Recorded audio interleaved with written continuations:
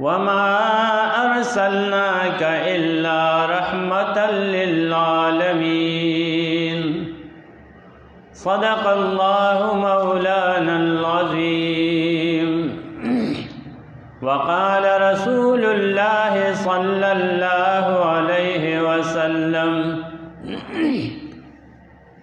لا يؤمن أحدكم حتى أكون أحب إليه من والده وولده والناس أجمعين أو كما قال عليه الصلاة والسلام صدق الله مولانا العظيم وصدق رسوله النبي الكريم ونحن على ذلك لمن الشاهدين والشاكرين والحمد لله رب العالمين مولاي صل وسلم دائما أبدا مولاي صل وسلم دائما أبدا على حبيبك خير الخلق كلهم هو الحبيب الذي ترجى شفاعته لكل هول من الأهوال مقتهم محمد سيد الكونين والثقلين محمد سيد الكونين والثقلين والفريقين من عرب ومن عجم رأيت الدهر مختلفا يدور فلا حزن يدوم ولا سرور وقد بنت الملوك لها قصورا فلم يبق الملوك ولا القصور وأحسن منك لم تر قط عيني وأجمل منك لم تلد النساء خلقت مبرأ من كل عيب كأنك قد خلقت كما تشاء إن الله وملائكته يصلون على النبي يا أيها الذين آمنوا صلوا عليه وسلموا تسليما اللهم صل على محمد وعلى آل محمد كما صليت على إبراهيم وعلى آل إبراهيم إنك حميد مجيد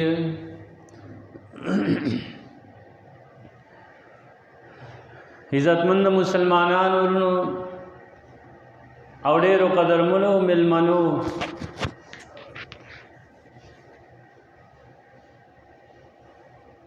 دا تیر میاش مستقله چې 13 شو ربیع الاول نن ربیع الثانی شروع شو دغه ربیع الاول د میاشتې په مناسبت سره د نبی علیہ الصلوۃ والسلام په سیرت مبارک باندې ټول میاشت د 15 جمعې منګه څه خبرې اترې وکړې واورېدې الله دې موږ ته د نبی علیہ السلام په سیرت باندې علم او بیا عمل را نصیب کړي عزتمند نبی علیہ الصلوۃ والسلام الله تعالی د انسانانو د پاره نمونه را لېږلې ده نو چې نمونه را لېږلې ده نبی علیہ السلام هر ادا نمونه ده د نبی علیہ السلام هر حرکت نمونه ده د نبی علیہ السلام هر کار کردار اخلاق او ګټل سټل د دنیا ټول زندگی د نبی علیہ السلام چې ده د امت د پاره در قیامت پورې نمونه ده هغه نمونه ته به قتل غواړي ژوند به په تیرول غواړي کامیابی به ان شاء الله حاصلېږي نو عزتمندو د نبی علیہ السلام د سیرت متعلق خبرې سمنګ وکړي ان شاء الله العزیز وسره به لګي کو هم چې موږ ته د خپل خوږ پیغمبر د زندګۍ د خوی اخلاقو د هغې د کار کردار د هغه هر څه موږ ته څه نه څه پته ولګي. نبی علیه الصلاۃ والسلام چې پیدا شو او نو د هغې وخت نه چې راواخلي تر 1200 کالو پورې چې رسېدو، دغه زندګۍ کې چې څه حال احوال تېر شوي وو د هغې داسې غټې غټې خبرې ما ستاسو وړاندې عرض کړې چې کله نبی علیه الصلاۃ والسلام د 1200 کالو شو نو بیا دغه خبره ما تاسو وکړه چې بیا خپل تره سره به امداد دپاره چې حضرت ابو طالب صاحب چې و نیکه هم د وفات شوی و، د نبی علیه السلام نیکه عبدالمطلب هم وفات شوی و، مور هم وفات شوی وه او پلار یې خو د هغه د پیدایش نه مخکې وفات شوی و. نو بیا ټوله ذمه داري د نبی علیه الصلاۃ والسلام د تربیت او د ژوند او د هغه د خدمت حفاظت دا په حضرت ابو طالب صاحب باندې خپل پلار عبدالمطلب سپارلی وه. ورته ویلي و زما د لوسۍ د ده به خیال ساتې. د نبی علیه السلام ترونه ګڼ وو، 10 ترونه وو، خو د خدمت دا ذمه داري الله حضرت عبدالمطلب صاحب چې نو دا ابو طالب صاحب ته ورسپارلی وه. ابو طالب د نبی علیه السلام ډېر خدمت کو او ډېر زیات خیال به ساته، خو دا وه چې ابو طالب صاحب مالی لحاظ سره کمزور و. نو نبی علیه السلام چې 1200 کال وشو نو بیا یې ورسره مدد شروع کړ او ګډې به یې سرولې، هغه ګډو باندې به یې څه مزدوري اخیسته چې د خپل تره سره د کور مدد وکړي، په خرچه کې ورسره څه امداد وکړي. بیا دغه دوران کې سمو د نبی علیه السلام مزدوري یو څه کړي دي تر او په دې منځ و منځ کې د نبی علیه السلام نه داسې کارونه به سرزد کېدل، خلک به ورته حیرانېدل. چاته هم نبی علیه الصلاۃ والسلام نه په وړوکوالي کې الله غیر ښایسته حرکت نه دی صادر کړی. چاته هم د نبی علیه السلام نه داسې حرکت، داسې کار، داسې خبرې، داسې کړه وړه الله ذوالجلال ته داسې پاک او صفا ساتلی و چې څه قسم داغ پې د ناپوهۍ د وخت هم نبی علیه السلام باندې نه دی لګېدلی. که چېرته د ناپوهۍ نه نبی علیه السلام خپله فرمایي چې ما اراده کړې ده چې زه دا یو کار وکړم، لکه ما هلکانو لبې کولې، تاسو ته ما خبره وکړه، ګټې به یې اوچتولې، غورځولې، په هغې کې بیا او هغې ته به یې کپړې ویستې، لکه لبو ته چې خلک کپړې وباسي، چې نبی علیه الصلاۃ والسلام هغې سره لبو اراده وکړه، غیبي ورسره الله ذوالجلال پې باندې هغه وکړه چې ته خپل تهبند مه لرې کوه، ته بدن مه ښکاره کوه او ته داسې مه کوه، ګنې هغه بدن هغه هم چې ښکاره کو نو څه داسې نه و چې ګنې هغه فرضي عورت یې ښکاره کو، خو داسې وه چې نبی علیه الصلاۃ والسلام ته الله تعالی په هغه وخت کې هم خیال ساتلی، حفاظت یې وله کړی دی. یا څه مثال په طور که چې ته واده کوېدل، څه خادي به و په هغې کې به څه ټنګ ټکور و، ټول هلکان به لاړل، نبي علیه الصلاۃ والسلام الله پاک د هغې نه هم ساتلی دی. په دغه دوران کې د 1200 کالو نه چې واله تر 25 کالو پورې په دې منځ و منځ کې داسې کارونه راغلي دي او په هغې کې الله حفاظت کړی دی. هغه وخت کې عربو کې جهالت ډېر زیات و، دومره جهل و چې د هغې جهل به څه و، دومره جهالت و په انانیت باندې، په غیرت باندې، لکه موږ ته پښتو او په پښتو باندې، په غیرت باندې، په معمولی خبره باندې به هغې دومره غټې جګړې کولې چې هغه به د یو کور جګړه بیا نه وه، هسه به د خاندانونو د قبیلو جګړه به شوه، په هغې کې به په شلګونو نه په سوونو باندې مرګونه کېدل، خو لکه وی نه ځان ته به هر یو زیم وي. د جهل او د انا والا خبره وه. په هغه جهل والا حرب فجار ورته وایي، یو قسم جنګ و حرف فجار ورته وایي. په هغه فجار جنګ کې د مکی والا خلک او دغه قبیله د نبی اسلام د قریشو دا ټوله جنګېده،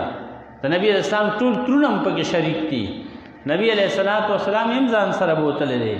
خو نبی علیه الصلاۃ والسلام په هغې کې جنګ نه دی کړی. سره دی چې ترونو به ځان سره بوته او جنګ له به بوته وي چې دی چل زده کي او چې دی وچلیږي او دته به دا مسلې راځي، داسې به داسې به. خو نبی علیه الصلاۃ والسلام په هغې کې هم چا باندې ګزار نه دی کړی، چا باندې غش نه ویشته او اس دغه د چې خپل ترلی غشې ورکړی چې هغه ورته غشي راواله غشي راغستي مال راکړه ها واخله خو جنګ یې نه دی کړی تاسې الله ذوالجلال پاک ساتلی او د هر قسم غیب نه چې کله نبی علیه الصلاة والسلام 25 کالو ته ورسېد نو بیا ورته دا تره وایي یاره بچی زمونږ حالات کمزوري دي او د ده مثال خو د هغه د زوی و په کور کې لویو کور کې ساته خپلو بچو سره او روټۍ او بغرس یو ځای و ژوند یې یو ځای و ناسته ولاړه و د کېدل پاسېدل یو ځای و نبي علیه الصلاة والسلام د هغه داسې ولکه چې بس بچو کې یو بچی و نو ته یې بچیه زمونږ د حالات کمزوري دي او مکه معظمه داسې یو علاقه ده چې هلته کې د آمدن څه ذرایع نشته هلته کې فصلونه نشته زمینداره نشته اوبه نشته هغه اوچې ګټې دي او اوچ غرونه دي نو هغه ځای کې چې څوک ژوند تېروي هغه خلکو د ژوند د تېرولو لپاره هغه وخت کې دا یو طریقه وه چې تجارت به یې کو تجارت به یې کو لرې لرې سفر به یې کولې او د تجارت دپاره د هغې سفر دپاره الله تعالی اوښان پیدا کړي په اوښانو باندې به یې غټ غټ سفر یې کولې اوږده اوږده سفر او تجارتونه سامانونه به یې پرې وړل د مشرق د طرف نه او نږدې مشرق او لرې مشرق د هغې نه به چې کوم مصنوعات راتلل لکه زمونږ د دې علاقو نه د دې دنیا نه هغه به تلل هغې ته به عرب راتلل او سمندر خوا ته به راتلل او هغه د یمن نه به یې اوچتول شام ته به یې وړل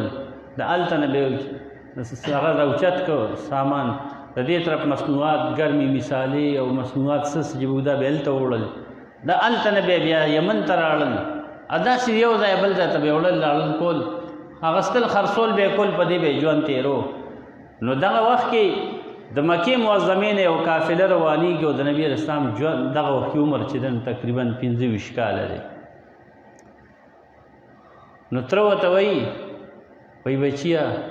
دا قافله روانه د شام ته ځي او په دې قافله کې د خدیجة الکبرا رضی الله تعالی عنها د هغې پکې هم سامان دی د هغې پکې هم کسان دي دا یو ډېره سرمایهداره ښځه وه ډېره مالداره ښځه وه په اخلاقو باندې هم دا ډېره اوچته وه په کردار باندې هم ډېره اوچته وه په نفاست او په پاکیت باندې هم دا ډېره زیاته پاکه وه د دې په هر نسبت باندې بس یو ډېره پاکه او صفا ښځه وه مالدار ترینه ښځه وه تجارت به یې کو په خپله به یې کو او په خپله به وطنه کور به وه خو خپل نوکران یې ساتلي وو غلامان ورسره په تنخوا باندې کسان نیولي وو څه کسان یې په حصه باندې نیولي وو چې ګټه وشي نو په هغې کې به ستا نیمه وي ستا به درېیمه وي ستا به څلورمه وي چا له حصې مقرر کړې وي څوک یې په تنخوا نیولي وو ډېر شی خلکو ځکه چې دې به قافله به روانېده نو په قافله کې چې به مثال 100 اوښانو نو 50 به پکې دی یوازې ځان له ډېره غټه مالداره وه نیم په نیمه باندې به قافله د دې وه د تجارت اوښان د تجارت سامان نیم به د دې و لکه مثال ریلګاډی چې بک کې نیم د سرکار وي او نیم یوازې د یو کس وي دغه شانتې چې اوښانو قافله به روانه شوه که هغه به د 100 وه که هغه به د 200 وه که هغه به د هر څو اوښانو قافله وه په هغې کې به نیمه قافله د دې یوازې وه او نیمه به د نور ټول عربستان د خلکو وه د چا به 3 اوښانو سامانو د چا به 5 اوښانو سامانو چا به 10 اوښانو کډې کوډې سامانو دغه سامانونه به وړل بل ملک ته او د هلته به یې خرڅ کړل د هلته نه به یې سامانونه واغېستل هغه به یې راوچت کړل دې مکې معظمې ته به یې راړل دلته به یې خرڅ کړل په هغې کې به چې وبېړه هلته به یې خرڅ کړل هغې کې به هم ګټه وکړه چې هلته به یې واغېستل دلته به یې راړه خرڅ به یې کړل نو دلته به یې هم ګټه وکړه نو دې طریقه باندې به هغوی خپل ژوند تېرو خدیجة الکبرا رضی الله تعالی عنها دا یو کونډه ښځه وه نو د دې مالداري ونو دا تره د نبي علیه السلام ته وایي زیه دا قافله روانه ده او د خدیجې بیبي سره هر څومره نوکران لګي هر څومره مزدوران ورسره لګي نو که چېرې ته یې واغېستې ته لړې او تا ورته ووایې نو ستا صفت هم په دې عربستان کې ډېر خور شوی دی دومره مشهوره شوې وه د نبي علیه السلام ښه والی اخلاق، دیانتداری، امانتګری، صداقت او رښتیا، د نبی اسلام خوی اخلاق، د نبی اسلام خبرې، د نبی اسلام مدد او خدمت دور حد ته مشهور شوی چې د نبی اسلام په هر کونه کې خلکو پیژنده دا نیک سړی، دا ښه سړی دی. نو که چېرې وي تا دې ته ووایي چېره زمونږ کمزوري ده، نو که تاسو ته د مزدور ضرورت وي نو زه به مزدورۍ باندې لاړ شم، نو تا به خامخا واخلي. نبی علیه الصلاة والسلام ورته کاکا زه نظم، زه وله نظم چې ما واخله او هغه به لعلها تسألو، کېدی شي چې هغه زما په باره کې وغواړي، ما هغې ته ضرورت یې کېدی شي چې هغه ما وغواړي. دا خبره د دی د خولې نه خپل منځ کې ووته، الله عز وجل هلته د هغې په زړه کې واچول، یا دا خبره ورته وررسېدلې ده. نو هغې نبي علیه الصلاة والسلام پسې سوال جواب وکړو، راویې غوښته، چې راویې غوښته ورته یې وی ته مزدوري کې ولې نه کومه؟ نو که مزدوري کې نو زمونږ دا قافله روانېږي او زما ته ضرورت دی د مزدورکارو، خو د دیانتدارو او د خو خلکو، دروغو خلکو، نو که ستا خوښه وي تا به ځان سره واخلم. ده ورته بلکل دا خو ډېره ښه ده، ولې مې خوښه نه، زه خو بس دې ته تیار یم. هغې سره یو غلام دی په هغه دغه کې په قافله کې د تجارت ټول سامان د ټول مال د هغه په حواله و، هغه د هغې یو خاص غلام و، میسره نوم دی د هغه، میسره. نو دی راغی کاکا ته یې وویې کاکا برتي مې وشوه، نوکري مې لا وشوه، ښه څنګه وي دغه شان هغې ته وی ما ته خپله یې وغوښتم او بس هغې دغه شان خبره وکړه، ما ورته چې ټیک ده، زه بس ټیک ته بچیه ځان ورته تیار کړه. تقریبا د ذوالحجې 14 تاریخ ته حج شوی دی، ایله د حج نه خلک فارغ شوی دی. 14 تاریخ ته چې قافله روانه شوه، خدیجه بی بی خپل غلام میسره ته وایي لا تعص امره، غلام ته وایي میسره د دې الک ګورې د حکم نافرمانی مه کوه، او دې چې لکه مشوره درکوي د هغې مشورې مخالفت مه کوه. دا الک چې د سره شه چې دی څه کوي نو دی ښه کوي، او چې دی څه وایي نو دی ښه وایي. نبی علیه الصلاة والسلام پوه شو چې دی ماله یو غټ مقام راکړه، صرف زه مزدور وانغستم بلکې ماله یو غټ مقام راکړه. او میسره ته وی زه دی میسره مددګار که، خو ته د ده خیال ساته، د ده د حکم، د ده د خبرې، د ده د مشورې خیال ساته. قافله روانه شوه او ابو طالب صاحب هغه هم خپل روحه ته بار راووته چې په قافله د مکې معظمې نه روانېږي، نو په مخه دپاره خلک خپلو خپلو خلکو سره راوتي دي، په سفر روانېږي که نه. یو سړی په سفر په مزدورۍ باندې ځي بل ملک ته، نو خپل خپلوان ورته راجمع شي، اوس هم داسې کېږي راجمع شي، او چې هغه رخصتۍ نو ټول د کوڅې نه بهر راوځي، زنانه ورته راوځي، نارینه ورته راوځي، په مخه ووایي څوک یې ښکل کړي، څوک لاس میلاو کړي، غاړه میلاو کړي او رخصت شي. او بیا چې کوم خاص نږدې کسان وي نو هغوی ورسره کس نیم در سمنده پورې لاړم شي، لکه دې وخت کې خلک ورسره ایرپورټ پورې لاړ شي. هغه وخت سره ابو طالب صاحب هم د خپل وراره سره در سمنده پورې بار راووتم په جلب کې،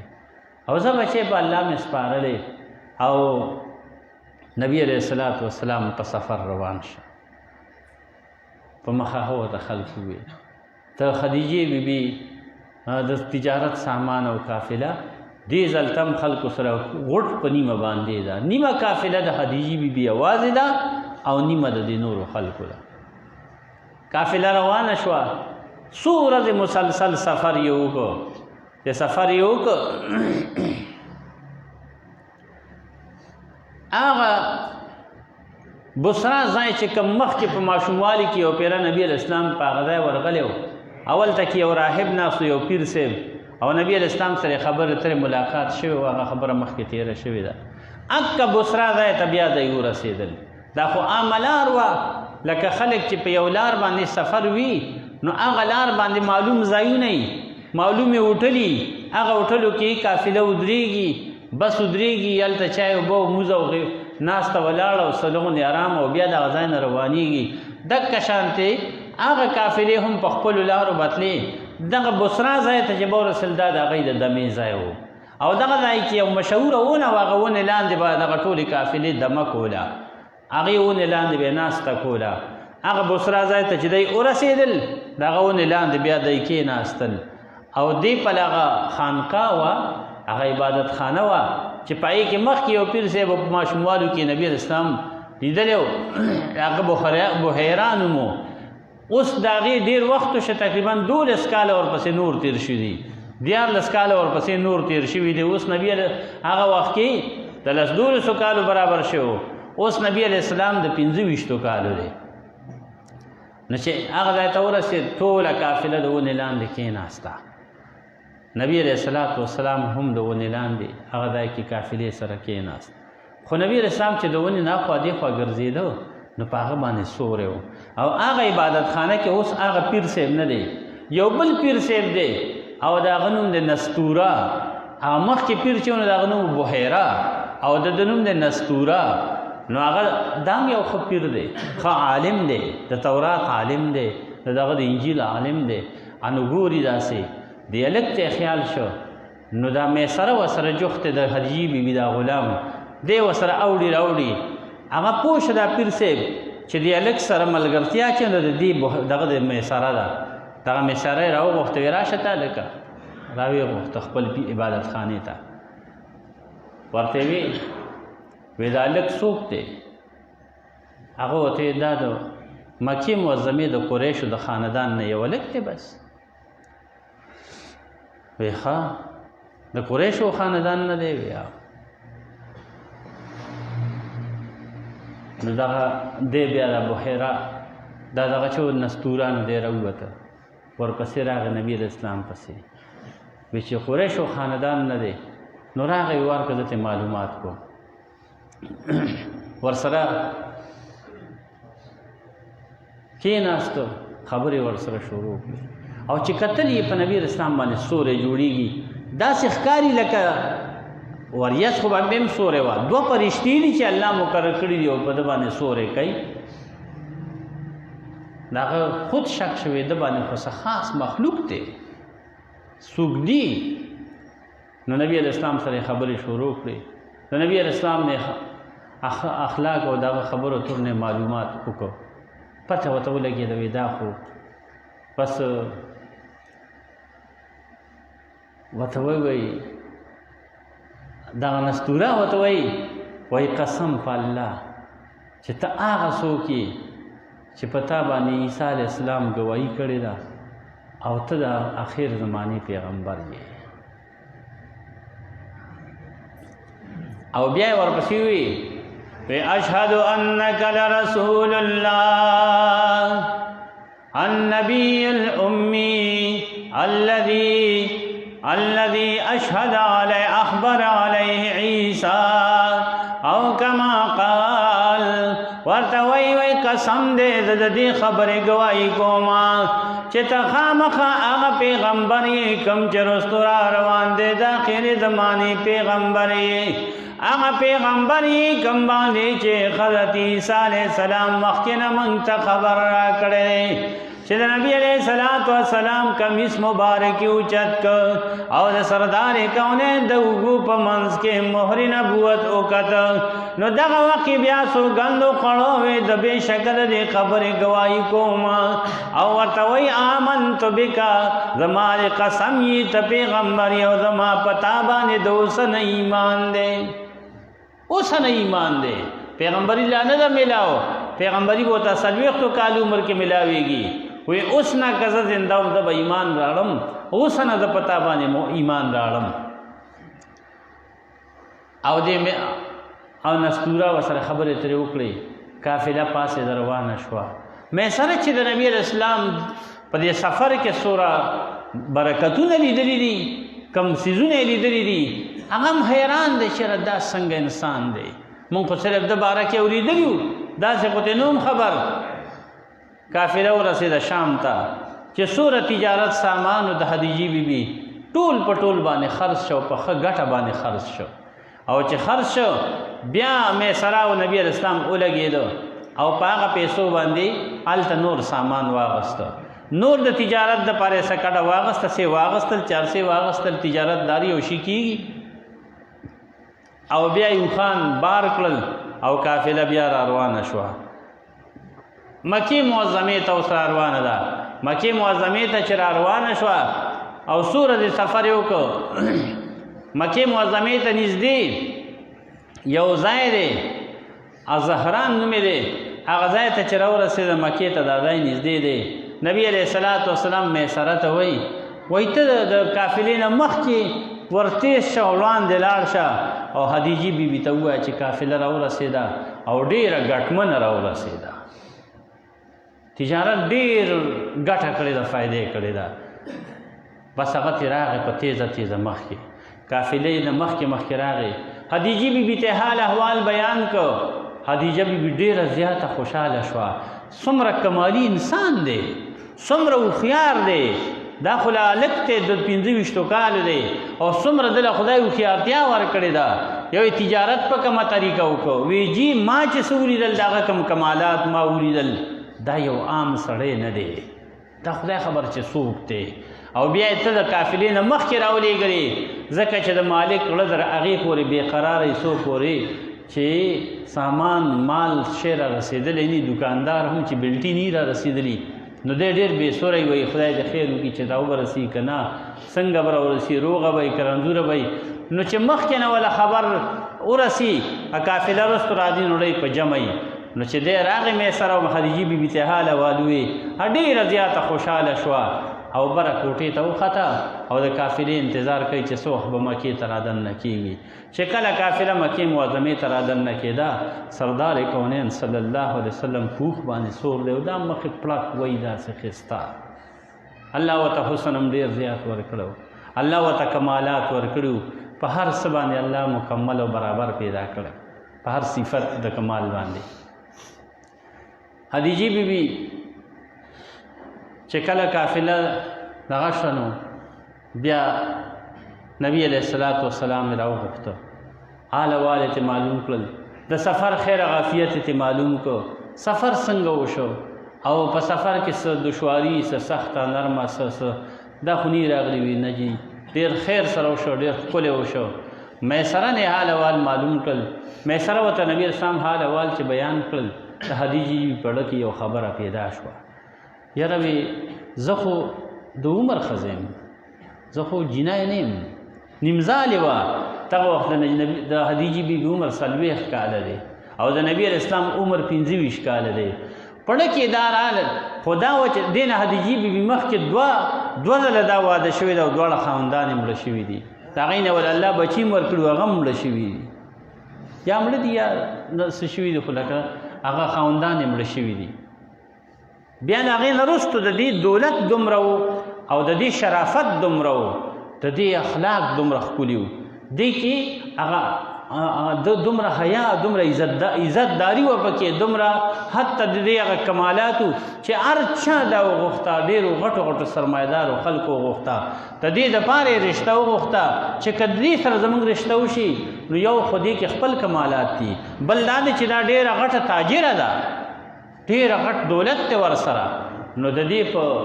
نو ډېرو خلکو د رشتې دپاره خو خدیجې بیبي چاته رشتې غاړه نه وایي. خو چې نبي علیه السلام سره یې داسې وشو نو دې خپل سوچ دا وکړو چې یاره د ما دا مال دا پاتې کېږي نو چې دا داسې یو بنده ته پاتې شو دا به ډېره ښایي. دې دپاره یې نبي علیه السلام سره خواهش پیدا شو چې ده سره زما نکاح وشي. خو ده ته یې دا نه شو ویلی چې زه تا سره نکاح کوم.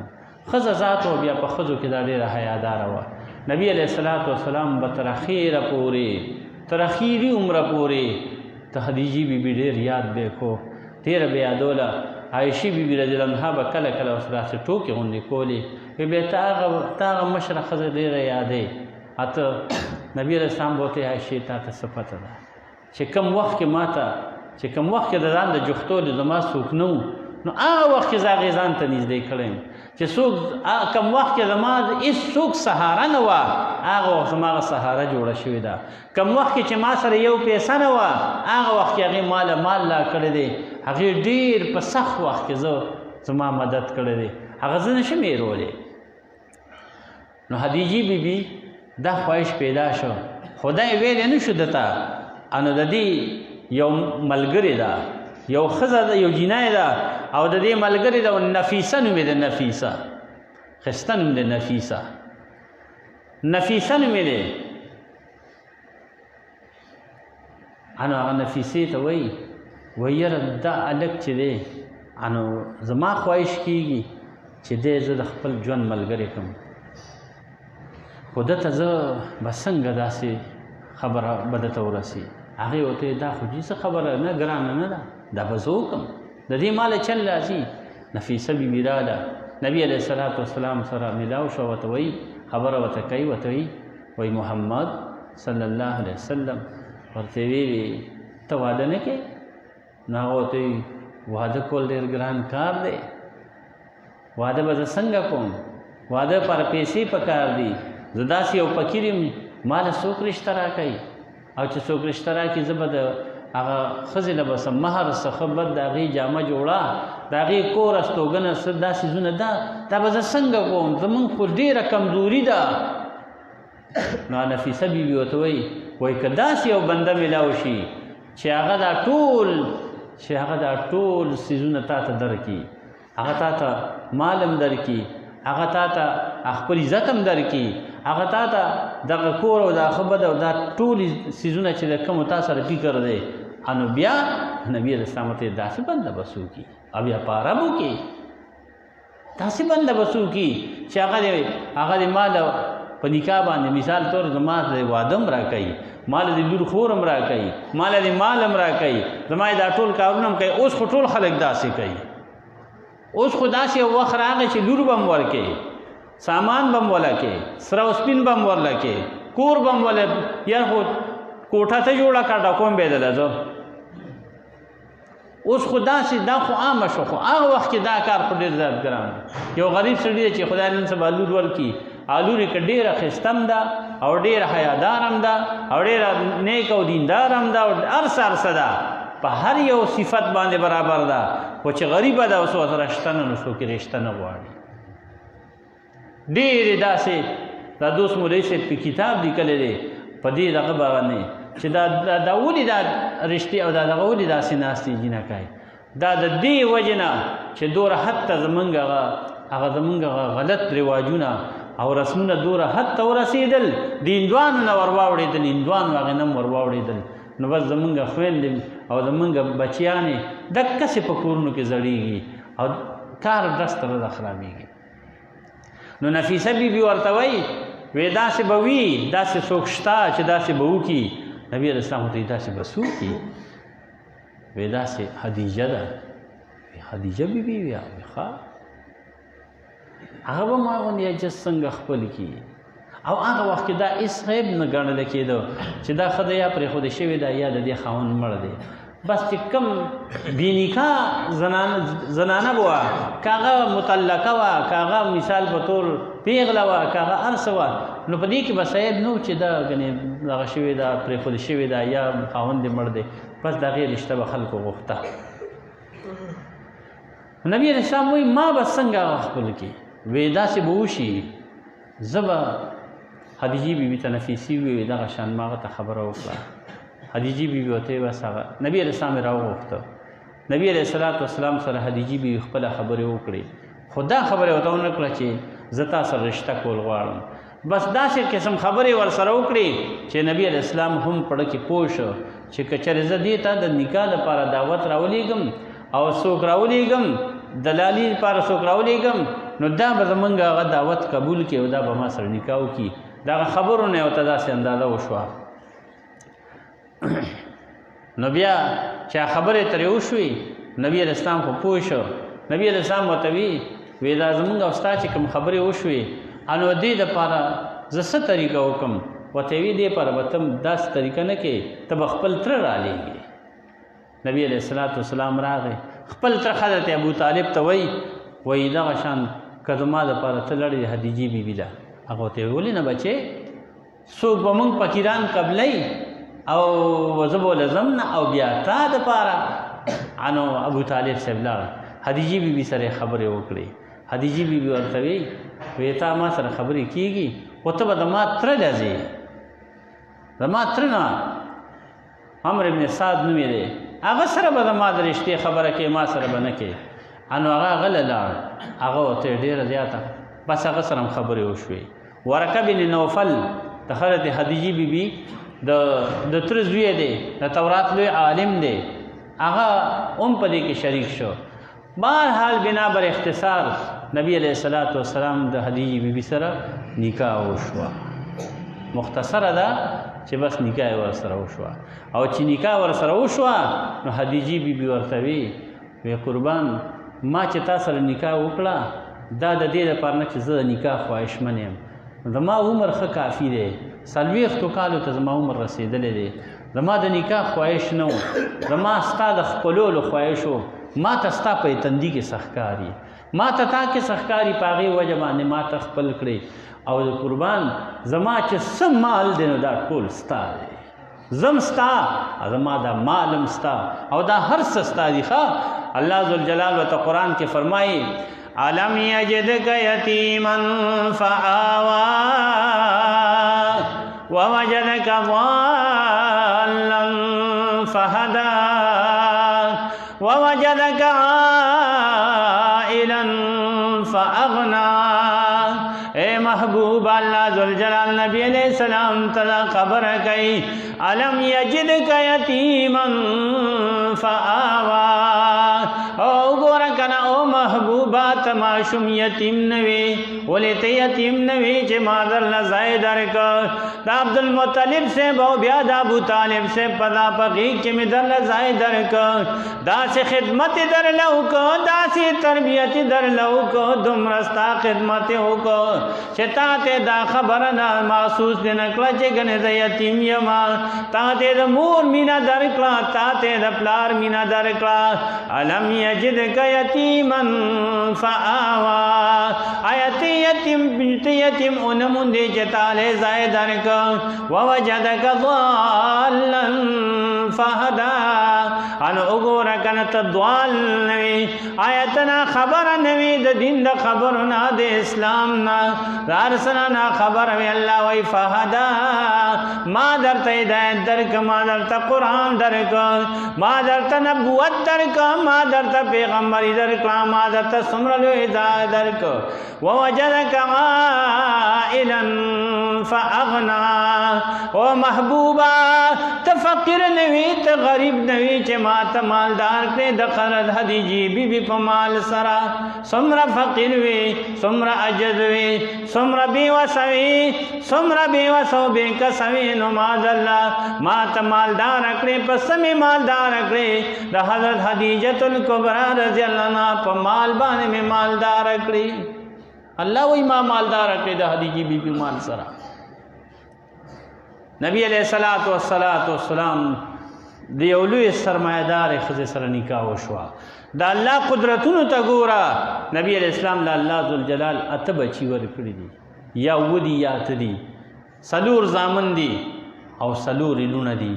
زامنو کې یو دی قاسم او داغه په وجه باندې نبی علیہ السلام مشهور شه په ابو القاسم باندې ابو القاسم به وته وي نبی علیہ السلام ته ابو القاسم وي د قاسم پلار او بل وو عبد الله هغه په طیب باندې مشهور او بل طاهر او بل دا درې زامن الله ذوالجلال نبی علیہ السلام ته د خدیجې بیبي نه ورکړل. دا درې یو بل پسې لګاتار سره ده دي چې د 40 کالو ده خو چې الله رب العزت ورکوي. اوس ډاکټران وایي چې 45 ته ورسېږي دی بچي نه کېږي. موږ چې وغواړي دی پروګرامونو ته موږ غواړي ډېر نو په دې خبر راته خبره کوي چې 45 سال ته زنانه ورسېږي دی بچي نه کېږي. اول ته وګوره الله ذوالجلال نبی علیہ السلام ته د خدیجې بیبي نه 3 یا 4 زامن ورکړل او 4 ولا لونه ورکړي. هغه هم د دې نه وي حضرت زینب بیبي حضرت رقیہ بیبي حضرت ام کلثوم بیبي او حضرت فاطمه الزهرا رضی الله عنها دا څلور واړه لوڼه م الله پاک د دې خدیجې بیبي نه نبي اسلام له ورکړی او دغه زامن یې ورکړه صرف یو زوی دی بل او دا زامن یې الله پاک ټول په ماشوموالي کې واغستل معشومانو چې الله پاک اغستی په دې کې هم سراز د حکمت دی یو زوی د حضرت ابراهیم صاحب چې دا د ماریه قبطیه رضی الله تعالی عنها دا د نبی اسلام یو بل بیبي ده ماریه بیبي ماریا قبطیه د هغې نه چې کوم دنو الله پاک ولې دا یو زوی ابراهیم صاحب ورکړی دی هغه هم په ماشوموالي کې وفات دی او دا څلور واړه جنکای چې دي د نبي اسلام لونه دا الله پاک نه دي دا الله پاللی دي دا لوی شوي دي او دا واده شوي هم دي او دا زامن چې الله اغستی دي نو چې کله چې الله پاک ورکوي نو خپله سوچ وکوي چې د یو ماشوم په منځ کې دوه وقفی نو هم چې څلور چې واته بچی شو نو واته کاله شو نو خدیجې بیبي عمر خو د 50 نه بیا وړي خو الله رب العزت چې ورکوي نو ورکوي د انسان عقل نه چلیږي په دې کې نه میډیکل چلیږي نه سبا د خدای کارونه ځان لري نو خدیجې بیبي ته الله ذوالجلال بچي ټول نبی اسلام ته چې ورکړي د خدیجې بیبي نه ورکړل او چې کله د خدیجې بیبي نکاح کېده د عربو لوی سرداران اوس نبی اسلام مترف او غریب او کمزور نو به خود یو خاندان دی اوچت خاندان نه خو کنه د قریش خاندان ډیر اوچت خاندانو نو چې نبی اسلام کویدن کېدا بیا او نکاح کېدا ان پاغي کې بلا غټ غټ سرمایدار او غټ غټ خلک را جمع شوي دي هغه نکاح ډیر لوی تماشا وا او لکه یو لوی تماشا دانه چې تماشا و پکې یو لوی تماشا پدی وا چې دی خزه ته خو ډیر لوی خلکو دعوت را لېګل خو دې خو چاته غاړه نه کې خدا خو چې د نبی اسلام ته غاړه پس کې خو دې خو خدای فقیر دی بس په دې دا ټول اکړه چې دل خدای کم کمالات ورکړي دا غیر وجنه وته غاړه کې خدا او نبی علیہ الصلوۃ والسلام ته الله رب العزت چې هغه ورکولا نو په دغه وخت کې دیم را پارسا او پاکه بیبیم بلنه ولکه دا چې څومره پاکه پارسا بیبي وا او الله ذوالجلال دام امت ته ورستو دغه پرې خودو سبق پرې خودو چې کباده خلک اعتراض کوي چې لکه اوس هم باندې خلک کو استاسو پیغمبر بیبیان ډېرې کړې دي مونږ زمونږ پیغمبر د بیبیانو شوقي کچري وې ان نبی اسلام چې د 25 کالو او خواهش پټوله دنیا مشهورو خاندان پټوله دنیا مشهورو د نبی اسلام اخلاق او خوونه پټوله دنیا مشهورو د نبی اسلام دیانتداری صادق او امین باندې مشهورو نو په هغه وخت کې که هغه یو بادشاہ تم د نکاح دعوت لېږلی وي چې ما له لور راکا سوال نشته چې انکار یې ورته کړی وي بلکې هر یو بړکې وي بیا که چېرې د دې تره منکره تپوس وکړو نو ښه به بل به که منکر یې تپوس وکړو نو ښه به هر چا دا خواهش و نبي علیه الصلاة والسلام الله رب العزت ورته لومبی بیبي کونډه ورکړه د 40 کالو د دې دپاره چې وروستو خلک دا اعتراض ونه کړي چې نبي علیه السلام کنې د بیبیانو شوقي و نبي علیه السلام که د دې بیبیانو شوقي وی نو لومبی ښځه څوک کونډه نه کوي لومبی ښځه څوک داسې نه کوي چې هغې 2 خاوندان مړه دا یې درېم نبي علیه السلام یې درېم خاوند او دغه مخکینو نه هم بچي شته نبی علیه الصلاة والسلام ټولې په ټولې بیبیانې 11 ودونه یې کړي دي 11 واړه بیبیانې د نبي علیه السلام یا پرېښودې شوي دي او یا کونډې دي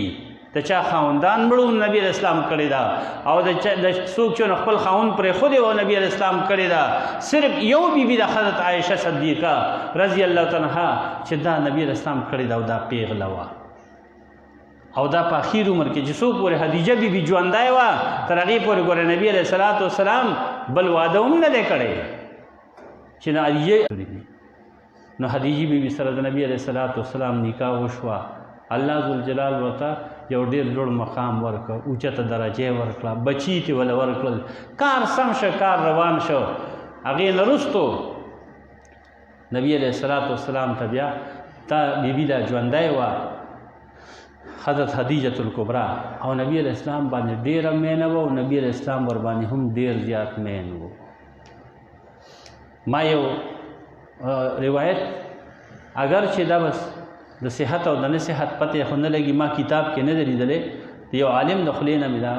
هغه واورېده چې حضرت خدیجه بیبي کله وفات شوه نو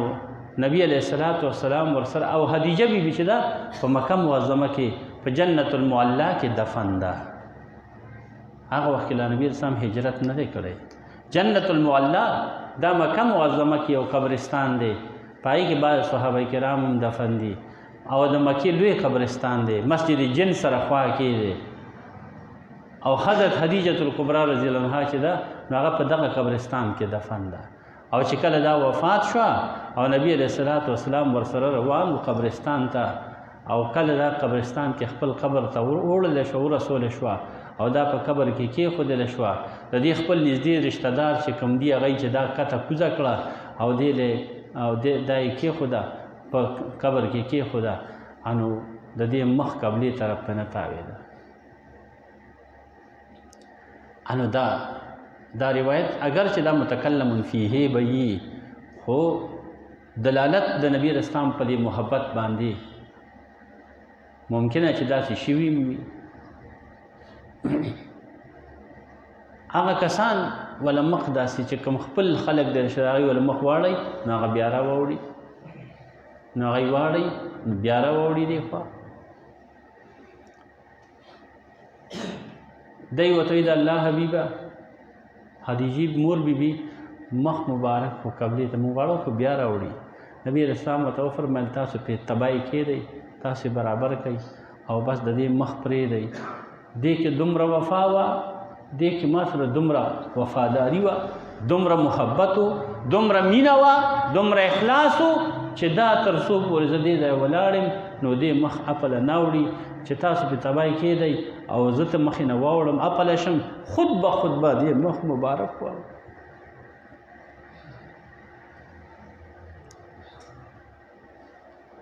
دا تر هغې پورې نه وړي تر څو پورې چې زه دې ځای ولاړم، او چې دا د دې باندې تباهي کېښودی شي او دې باندې خاوره واوړېږي خود به قبلې. دې کې هغه وفا دومره وه، محبت دومره و، خلوص دومره و، ما سره محبت دومره کړی دی،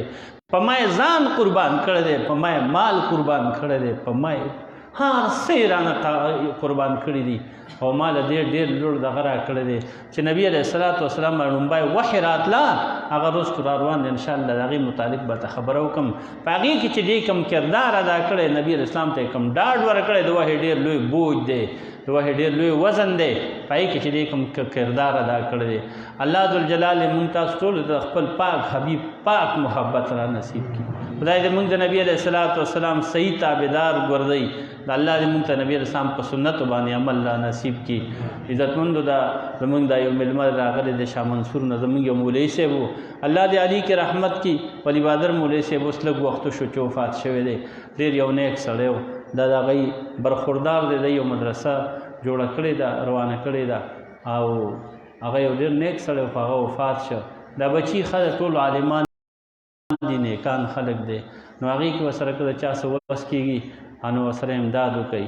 بله دا د دې یو ملګري د بهر نه د هلته سعودي نه دا پیغام دغه کړی که نه چې یاره جي د حرمین خو الحمدلله خدای فضل وکړو، حرمین الله رب العزت کلاو کړل او رکاوټونه ختم شو، هغسې طریقې سره طواف شروع شه څنګه چې په مخکې کېده، هغه خانه کعبې ته نږدې تلل بند و، هغه کلاو شو. خو دا خبره ده چې یو قسم خلکو ته نه یو عامه سیلګاه جوړه کړې ده، ویډیوګانې دي او پکې تصویرونه دي، پکې زنانه او نارینه خپله کې ناستې تصویرونه وباسي، ویډیو جوړوي. او حقیقت ته دا ما هم لیدلي په خپلو سترګو. یو ملګری بل ته وایي زه په سجده پرېوځم ته راله تصویر وباسه، مونځ یې نه کوو هسې په سجده پرېوځم. نو هغه به بیا کلي ته دغه ته به ورولېږي، خلک به وایي چې هغه دی لمونځ کوي په سجده پروت دی، حالانکې سجدې لمونځ یې نه کوو، تصویر دپاره سجده ولګوله. هسې چې په حرمینو کې داسې کېږي.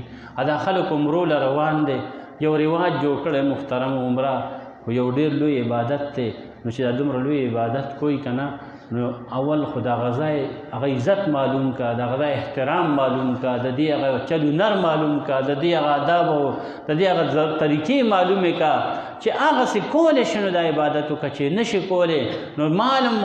هغه کې کړاو هم وکړې، سفر هم وکړې او هلته کې په ځای د نیکو او په ځای د ثواب باندې عذاب را اوچت کې. یو ګناه چې دلته کې نو ګناه ده، چې په حرم کې وکړې نو څومره لویه ګناه ده. ډېر خلک په حرم کې هغه ګناهونه کوي کوم ګناهونه چې خلک دلته نه کوي، داسې غلطۍ کوي، داسې ناجایزې کوي، داسې حرکتونه کوي داسې کارونه کوي. او دلته نه څوک هم چې عمرو لذي محترمو انو اول وی اگر دل میں عشق محمد نہیں ہے، اگر دل میں عشق محمد نہیں ہے تو کعبہ کو جانے کی کوشش نہ کرنا، در مصطفیٰ سے تعلق نہیں ہے تو پھر سر جھکانے کی کوشش نہ کرنا. چې تعلق در کینی، محبت در کینی، عشق در کینی، احترام در کینی، ته پیژنې نه چې کعبه څه ته وایي، ته پیژنې نه چې مدینه څه ته وایي، ته پیژنې نه چې احد څه ته وایي، مسجد قباء څه ته وایي، جنت المعلا څه ته وایي، ریاض الجنه څه ته وایي، جنت البقیع څه ته وایي، ته خبر نه یې. نو ته چې هلته لاړو ته به ثواب وګټې که ته به ګناه وګټې. اول خو ځان پوه کا، اول خو ځان خبر کا. الله دې زموږ ستاسو خدای دې زموږ د حقیقت سترګې کولاو کې، الله دې موږ ته د عمل توفیق را نصیب کړي، او خدای دې موږ تاسو ټول د نبی علیه الصلاۃ والسلام د سنتو صحیح تابعدار جوړ کړي. الله رب العزت سوره په دې جمع کې حاضر ملګري دي. الله د دې ټولو مشکلات حل کړي، په کورونو مالونو اولاد په رزق کې برکتونه واچي. خدای سوره مسافر دي، یا الله ته ورته سفر مشکلات ختم کړي، الله د سفر کې ورته اسانۍ پیدا کړي، حلال مال رزق ورته ورکړي، خدای د حرام مردارو نه وساتي. الله مسافر ټول کامیاب کړي، مریضانو ته الله صحت ورکړي، او وفات شو مسلمانانو ته خدای بخښنه وکړي. زموږ میندې خویندې ټولې خدای حیادارې دیندارې پاک دامنې او غفیفات په خپلو کورونو کې وساتي. د اخر زمانې د ناکاره فتنو فسادونو په امان کې دا سوره جمع حاضره د خدای بلا ډېر مخلوق ته ستا د خبرې او ستا د حبیب د خپلو احادیثو د اورېدو په خاطر د لرو ځایونو راغلي دي.